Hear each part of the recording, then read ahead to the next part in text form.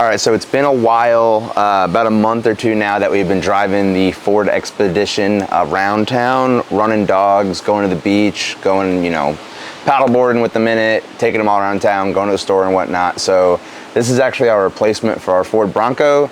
The Bronco could hold 2 XLs and then have a little bit of room. Another intermediate could fit in there, but there was no other room for passengers, no other room for gear really. So the Expedition has the 2 XLs that we have, fastened and secured in it, and then we still have the middle seats capable to, haul passengers or just have more cargo room and whatnot. We can actually do 2 more intermediates on those seats as well when they're folded down. So we'll go ahead, break down into all the goodies that we've been running in the Expedition and see if that helps, you have any ideas as far as upgrading your vehicle, or maybe you already have one of these and you just want to deck it out the kind of way that we do. Just again, as dog trainers running this pretty much every day, we kind of fine tune things and figure out what's the best thing, what's the best option. So let's dive into it. All right, so starting with getting into the Expedition, we're gonna get into all the gear and stuff. There is this new feature for 2025. There's a tailgate that lowers out. So I'm just gonna hit the button and that's gonna rise up. And then this top part will then lower down the glass. It actually doesn't open up the way that it used to anymore, which is fine.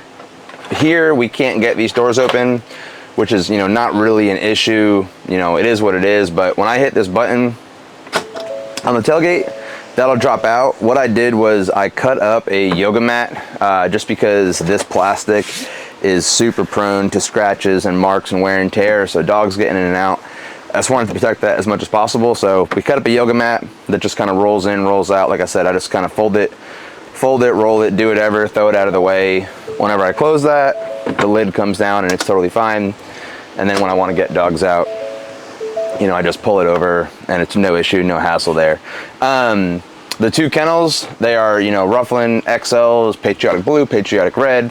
We have them bracketed into each other on this rear end side, and then towards the engine, we also have the bracket kits. These come with 2 tops and 2 bottoms, so that's the best way to do it.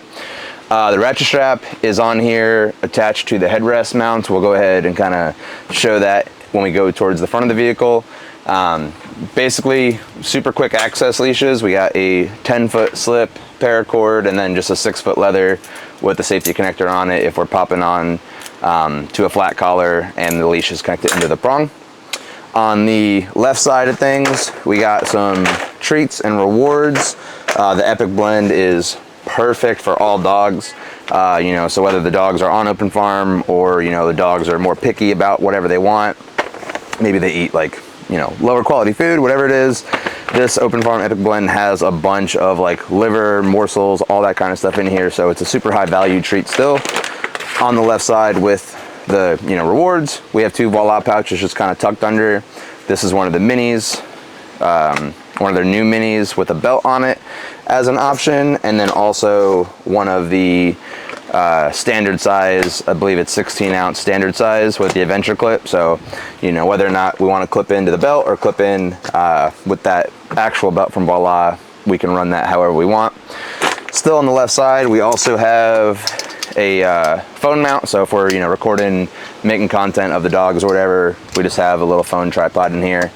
On the left side also, there is a few things stashed away. We have some extra prong links for a 2.25, just as many as we need. Clients, customers, whatever, we just have those in there. Running different kind of dogs. Poop bags for the vehicle, in a training bag, in a training pouch, in a pocket, you should definitely obviously have poop bags. But for the vehicle itself, maybe, you don't have the bags on your person. Well, cool, the vehicle has them. If there's an accident in a kennel, or an accident wherever, you can always grab extras if you didn't pack your own. And then this little cheapo 99-cent wrench, this is just for the kennel brackets in case, there's a blowout and we need to get one of these kennels out, clean it, wash it or whatever, and we're not at home where we have all of our tools. This is nice to have to just kind of bust all those bolts loose and pull a kennel out.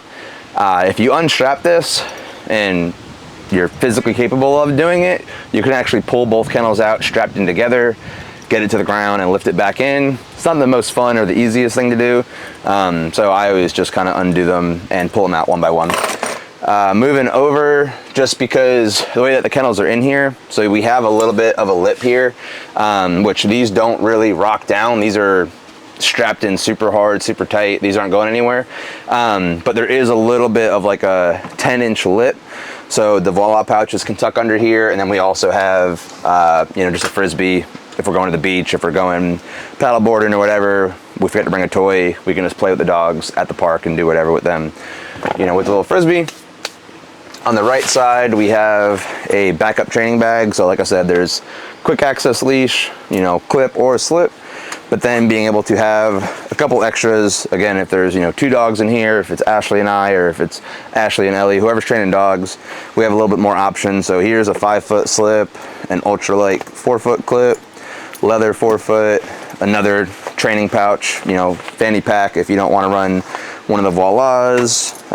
There's a tactical hip lead here as well, and then a tab leash. All right, it started to drizzle a little bit, so I had to push the camera back into the garage. But yeah, so everything in here is just kind of backup or accessories, or, you know, just not common tools that we're going to use, you know, on an everyday basis, but they're still in here in case we want to use them, you know, for an out of the normal kind of training event or whatever it is. On the right side also, there is a giant roll of paper towels.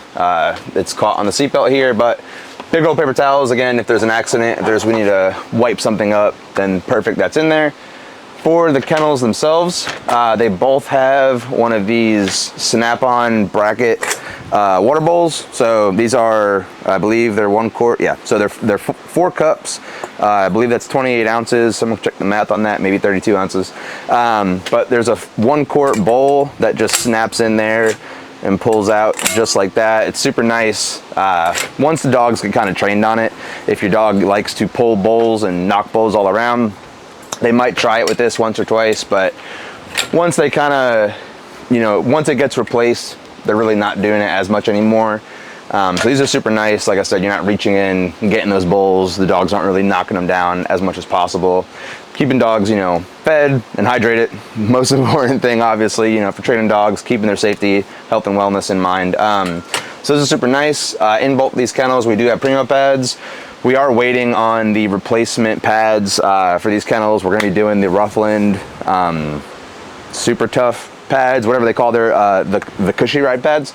We're gonna be doing cushy ride pads in here just because those are far more superior for wet dogs, for accidents, for the boarding trains or whatever. So the Primo pads are in there for now just because we've had them, we've used them in the past, but there's definitely a lot of flaws with them. So at least for us, you know, they could definitely work great for other people, but we're gonna swap out these Primo pads for the cushy rides here shortly.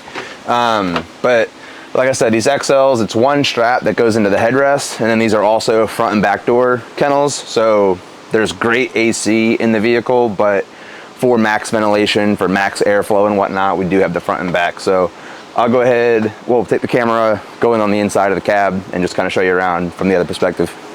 All right, so coming in, there's a little bit of room. These are the captain seats, but you can see these are the front and back door Rufflands. So definitely good ventilation here, you know, from the AC up front or the AC in the roof here.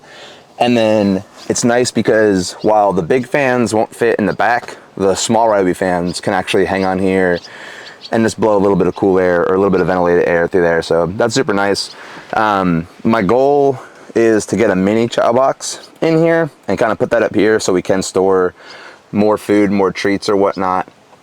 There's the Ruffland brackets, like I mentioned, just keeps the kennel separated, keeps that line down the middle, keeps them from getting crushed. I did another video on the store's YouTube channel explaining how the brackets are nice to keep the kennels from squishing together, deforming, and then getting those like weird indentations on it. But for the strap, you can see that comes right into the headrest and is mounted with the ratchet way over there. It's probably not gonna get in focus, but headrest mounting points, super effective. They're crash rated for your head to smack into it, so when you suck these kennels up to them, there's really no issue there. For more kennels, so if I unstrap the kennels from these seats, fold these down, I I know 2 larges will fit in here, 1 on each side with a side door, but we're running intermediate, so we have 2 intermediate side doors that we're gonna run, because with the amount of room up top, you can actually have a top tray on your intermediate and save some space, because with the large, you have no more cargo space at all. You'll have a little bit in the middle, because the large will fit over the seat, and you'll have this space open still, which you can, you know, reach in from the front. But to have no storage from the side doors anymore is kind of tough, especially since there's no storage really in the back.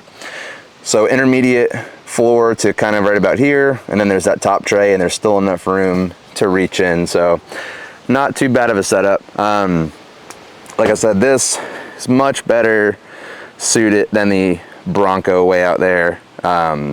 Just, you know, for our lifestyle, for what we're doing right now, it made sense to make the move to something bigger, and we've been loving it. So hope you enjoyed. Hope, you know, this helps for anyone trying to figure out what vehicle setup they want. Again, it's a 2025 Ford Expedition with 2 Ruffland XLs and room for more passengers.